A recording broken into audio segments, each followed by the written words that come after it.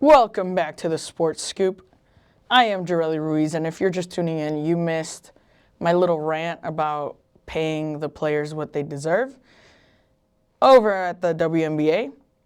And now shifting gears to another basketball league, Professional Women's League. This one, however, is 3-on-3. It is, in fact, the Unrivaled League. They play down in Miami. They don't have any teams that belong to a city. They're just in one spot, which I think is what also makes this work, and it's one of the biggest differences. They do sometimes play games in other arenas. This season, that has been a new thing. Mind you, this is only the second season of Unrivaled, so it's still a very new league, very young. They're doing great things already. I'm excited to see what the future holds for this league, and I'm hoping it lasts a good while because it's genuinely very entertaining and also very fast-paced basketball. If you like fast-paced basketball, like I just mentioned, but also like these mini isolations, you almost sometimes get like mini one-on-ones. If you do like seeing one-on-one, though, they have a mid-season tournament that is just one-on-ones. Everyone plays each other until there is just one, and they get a bonus of $200,000, and that's insanity. That's amazing. Speaking of paying them what they deserve, because compared to a WNBA base salary, I think that's $176,000. That's not base. That might be max. I don't know the exact numbers, but it's insane anyway. The fact that your bonus check could be more than your WNBA salary. Anyways, so they play at the Sephora Arena. Sephora is one of their biggest sponsors. Sephora and Samsung. As someone who likes to nerd out about like the sponsorship and the ads and all that, not necessarily ads, but just I like peeping things, and I've peeped those things. So there's 6 teams that are going to the playoffs. This year, there are more teams than last year. And they're called clubs. They're basketball clubs. So there's 1, 2, 3, 4, 5, 6, 7, 8. There is 8 basketball clubs. Last year there was only 6. The new clubs are the Breeze and the Hive. Shout out Breeze, Paige Beckers, Kate Martin, Rikia Jackson play in that one. Cam Brink as well. Dominique Malonga. The Breeze has been the one that I've been keeping up with the most. Phantom is also pretty cool. Kiki Irifen, Kelsey Plum, Tasha Cloud, Aaliyah Boston. I'm missing someone else too. Anyway, that's kind of who I've been keeping up with so far, and your unrivaled playoff teams are going to be, I'm a happy little camper because both the teams that I root for are in the playoffs. Phantom Basketball Club, Mist Basketball Club, Laces Basketball Club, Breeze Basketball Club, Rose Basketball Club, and Vinyl Basketball Club. Vinyl secured their playoff spot with the win this past weekend over the Lunar Owls. And the number 1 seed gets the first round bye. And I believe that's going to belong to the Phantom Basketball Club. So the first round will be in the Sephora Arena. Like I said, some games have been played elsewhere. This season they played one in Philly. Philly showed up and showed out for Unrivaled, breaking attendance records. It's the home of the 76ers. Some 76ers players were in attendance, and they were in awe that the place sold out. A couple of 76ers players were on record saying that they had never seen that place so packed and so wild, so excited. Wild as in good energy, positive vibes, all those good things.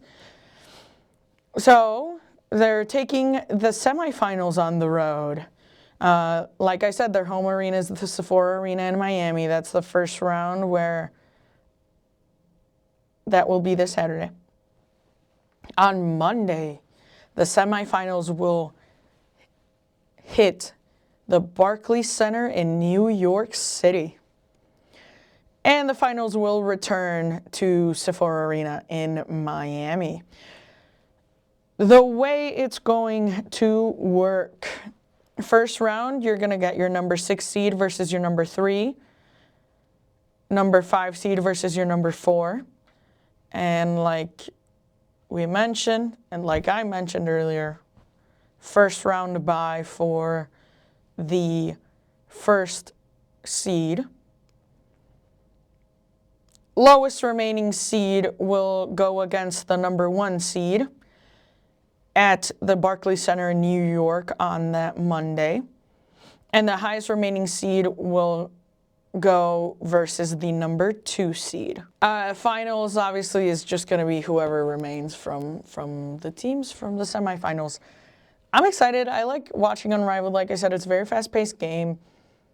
We've had 2 dunks, both by Dominique Malonga in game, in transition. Both dunks were actually against the Lunar Owls, which started this whole social media thing of, oh, what does Dominique have against the Lunar Owls, which was, quite frankly, quite funny. Social media for Unrivaled has been unrivaled, pardon the pun. But they do so much on TikTok and Instagram Reels and stuff like that. They lean into the goofiness of what is being online and having your athletes be online. And I think that's awesome. Like, I think that's part of what's changing in sports culture today and them not shying away from it, especially because they're such a young league. To quote, I don't think she came up with it, I will preface, but Paige Becker said that the Breeze Basketball Club was the young and Turnt. The whole league is young and Turnt compared to all these other sports leagues, you know. They're really leaning into what fans want. It feels like they're listening to what fans want, and to the best of their abilities, they're executing. And so far, they've executed well, in my opinion. We get a lot of content of players beefing with admin, which is funny. If you're unfamiliar with the term, admin is just basically the person who runs socials. But it's nice to see the players' personality and who they are, and it's nice to see them be goofy and care about what they're doing and have their little crash outs and all these things to make them more human. Because at the end of the day, they're competitors. They're fighting hard for what they want, and they are not emotional. They are competing. They are competitive. And I think just seeing them as whole people and getting to know the players to that extent helps you understand them, who they are as a person. And it just, in my opinion, kind of enhances that fandom. And it's also beneficial to the WNBA for the fans to get to know players like this and to this capacity.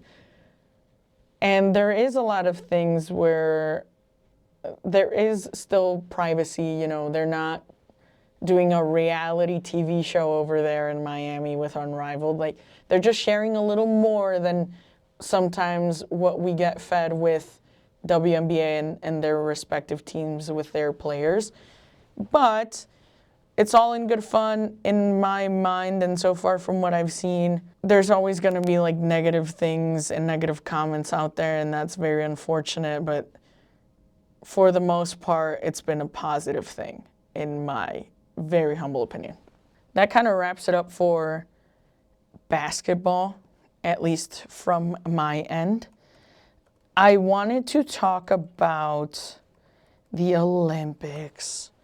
The Olympics have ended, and the Paralympics will start soon. Paralympics will start from Friday, March 6th to Sunday, March 15th. Quick tidbit about the Paralympics. I am not too familiar with what sports do participate in the Paralympics. I did see a TikTok earlier today, it might have been last night, that the Paralympic medals, they obviously don't have the Olympic rings. They have their own logo. I forget the name of that logo. I do apologize. But in addition, they have Milano Cortina, which is also on the Olympic medal, but they have in Braille on the medal. I don't know what it says, but there's Braille on the medal because there are visually impaired athletes at the Paralympics. That's cool. That's awesome. That's part of being inclusive. I thought that was fun. I thought that was a good tidbit. I got excited about it. I am not visually impaired. I do wear glasses. Not the same thing, guys. Not the same thing at all. So I'm very lucky to be able to use my eyeballs, but it's nice to know that other people get to experience little joys like that. Or at least that's my opinion on it. The USA in the Olympics, upon their conclusion, ended in second place at the Winter Olympics with gold medal count and overall medal count. First place was Norway, 18 golds, 12 silvers, 11 bronze, 41 medals total. I am not surprised. USA, though, was a surprise to be second in the Winter Olympics. They came home with 12 gold medals. I believe 8 of those 12 gold medals were earned by women. They came home with 12 silver, 9 bronze, with the overall count being 33 medals. It's crazy work that the women are bringing home consistently the gold. Women won 67% of all medals for the United States this trip to Italy for the Olympics, Winter Olympics. I'm not surprised. I'm very impressed. And shout out the women of the US. To quote Chloe Kim, "I'm so proud of the girls," Kim said. "I love my girls and we killed it." And she's basically elevating her fellow athletes that for bringing home medals and just being overall great athletes. I don't know how else to describe them. They're just at the top of their game. Not everyone makes it to the Olympics. Like, it's being at the Olympics in itself should be an accomplishment. Like, there's so much pressure on these athletes to perform consistently and consistently bring home medals and this, that, and the third and all these details. But they're the best of the best. There's a reason why they made it to the Olympics. There's obviously a few other factors in there as well, but the biggest factor being their athletic ability. And so just the fact that they're there is amazing. And Chloe Kim came home with a silver medal this time around and had won a gold previous 2 games. So she's still being consistent. She's just performing very consistently. She got beat out to the gold by her literal prodigy. It was an insane watch, to be honest. Watching the Olympics made me want to go snowboarding. I do want to talk about, and I'm very excited about this, it's still Olympics related. And this is what I will leave y'all with. This is going to be my very long-winded, not as long-winded, Wednesday wisdom to round out the show. Gotta bring it up. It's the elephant in the room, hockey. Men's hockey won gold as well. They ended the 46-year drought to the day, February 22nd, 1980 was the last time the men had won gold. Jack Hughes lost a tooth, earned a gold, and sunk the puck to the back of the net, hit it 5-hole in overtime, game winner. And it was great. Q Freebird, they skated around the ice with Gaudreau's family and kids, his kids. Gaudreau, may he rest in peace, passed away due to a fatal car accident, was expected to be part of this Olympic team. And the fact that they just chose to honor him and play for him, it also shows family and just the fact that they were playing for each other. The comments that ensued after the fact weren't the greatest. It's not necessarily a comment. It was more, they were on the phone with the President of the United States. The President made a terrible joke, made the women's hockey team the punchline of the joke, and said that if he invited the guys, he was going to have to invite the girls, and the room erupted in laughter. That might not sound like a big deal to some people, but I fear it is. In a world where women sometimes have to work twice as hard and fight certain battles on top of what you're trying to accomplish, that was very disheartening and disappointing, because when you're fighting the fight and trying to get yourself to a point of equality and earning people's respect and all of these things, you kind of hope you have people in your corner, and especially men, to be your allies to help you propel and change the way things are for the better and put you in a better situation. Not saying it was everyone in the locker room, but it's still disappointing that the group as a whole said what they said, or did what they did, which was laugh. On to a happier note, the women have won gold. It's not as shocking or surprising because they win a medal every time they've gone to the Olympics. Since women's hockey was introduced to the Winter Olympics, they have won a medal. Essentially, the first tournament in the Olympics for women's hockey, the women came out on top and won gold, and that was in 1998. Since then, the women have won gold, silver, and a singular bronze. So every trip to the Olympics, they come back with hardware. It's one of those things where it's just like, it's TBD what the color is going to be, but we know the women are going to medal. At least that's my feeling on it. When we were watching that gold medal game, I had just gotten out of class. I wore my USA, it's almost like a bowling shirt that the skateboarders wore for the Summer Olympics. So I treated myself and I bought one for me because I thought they looked cool.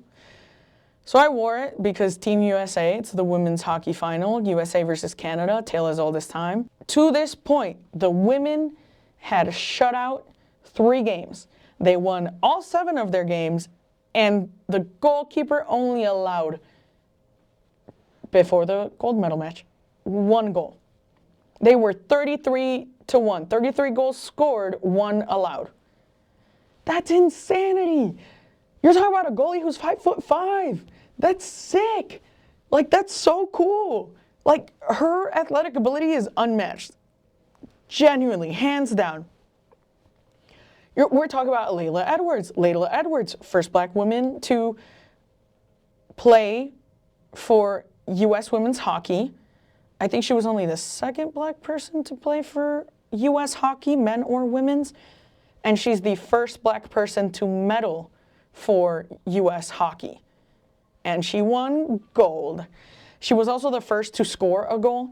And just anything and everything she did at the ice at that point, everything was historic. And all during Black History Month. Shout out Laila Edwards.